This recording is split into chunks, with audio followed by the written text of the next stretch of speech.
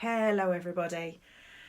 I wanted to come on tonight and talk about something that we're really going to have to think about now. It may not affect you until September, October, November, but it's something if we don't get right and we don't think about now, it can absolutely overwhelm the limited resources that you've got. I'm Kate Young and I'm the founder of the Safeguarding Association. So what am I talking about?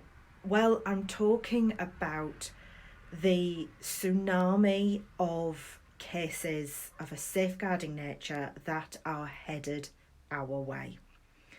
We've all been talking about the impact of the lockdown in terms of the increase in domestic abuse, the increase in psychological harm, the rise in anxiety, depression, suicidal tendencies. We are now getting, as I mentioned in a previous video, an increase in the number of job losses, potentially amongst those families where income has never been an issue previously. And all of that leads to essentially a perfect storm of cases coming in the next few months.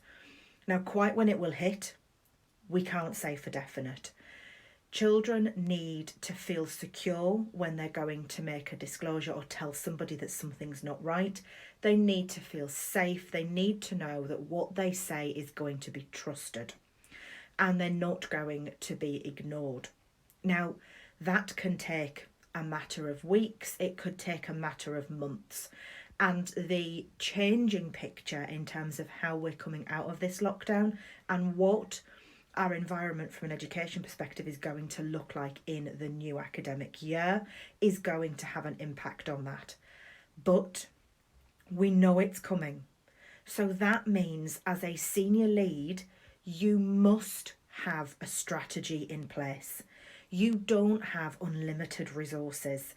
You don't have a bottomless pit of funding to deal with this. You will already have links, potentially really good links with other agencies. Now is the time to prepare for that impending increase in cases. You need to think about how the resources that you've got can best be utilised in order to serve the number of students that you've got. Maybe that means you've got to rearrange the way that you currently work. Maybe you've got to think about the existing caseloads.